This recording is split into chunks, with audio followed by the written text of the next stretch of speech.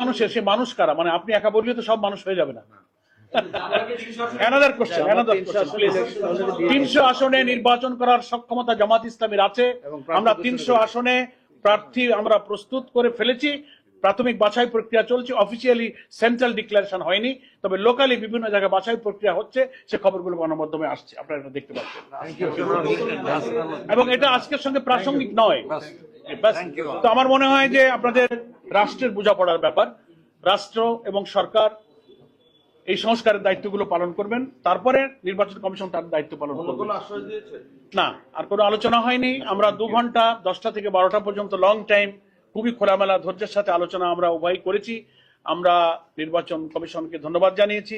আপনারা যারা সাংবাদিক বন্ধুগণ দীর্ঘ সময় আপনারাও কিন্তু অপেক্ষা করেছেন, সে কারণে we are very much grateful to you. আপনাদেরকেও আমরা ধন্যবাদ জানাই। সংযোগ দায়িত্ব নেওয়ার পরে প্রথম আলোচনা শুরু হলো, একটা কন্টিনিউয়াস প্রসেস, এটা এখন চলবে। আমাদের সঙ্গে যারা আছেন নির্বাচন কমিশনের সঙ্গে সংগঠন থেকে দায়িত্বপ্রাপ্ত নেতৃবৃন্দ তারা এটা যোগাযোগ অব্যাহত রাখবেন। জি, নো, এটা আমাদের আগেই সাংগঠনিক সিদ্ধান্ত। আমরা ইলেকশন করব, নির্বাচনে আইন, নির্বাচন কমিশনের দায়িত্ব নিয়ে আমাদের পক্ষ থেকে আগেই সিদ্ধান্ত যে আমরা রুটিন ওয়ার্ক, আমরা এই পূর্ব নির্বাচন টাইম ইলেকশনে আমরা সেভারেল টাইমস এসেছি, এটা আমাদের দায়িত্ব। আদালতের যে নিষেধাজ্ঞা ছিল দল হিসেবে নিবন্ধনের, এটা তো এখন উঠে যায়নি।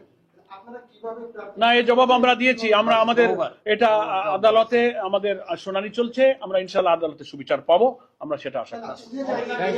না, নিষেধাজ্ঞাই তো দেয় না, এই কথাটা তো ঠিক নয়। না, এটা নিষেধাজ্ঞা নয়, এটা কোনো নিষেধাজ্ঞা নয়। প্লিজ, আপিল মামলা চলছে, 2টো রায় হয়েছে, একজন পক্ষে দিয়েছেন, 2জন ভিন্ন দিয়েছেন, এটা নেই আপিল। সুতরাং একা কোনো নিষেধাজ্ঞার বিষয় নয়।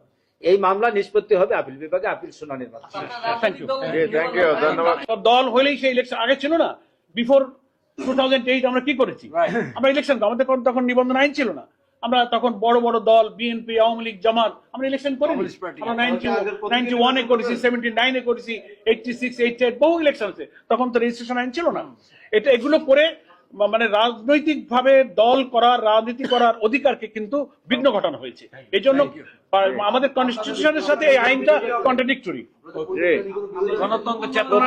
প্রতীক আমাদের আছে দাঁড়িপাল্লা, আমরা সুবিচার পাবো, সেই আইনেই এটা ফয়সালা হবে ইনশাআল্লাহ। Thank you.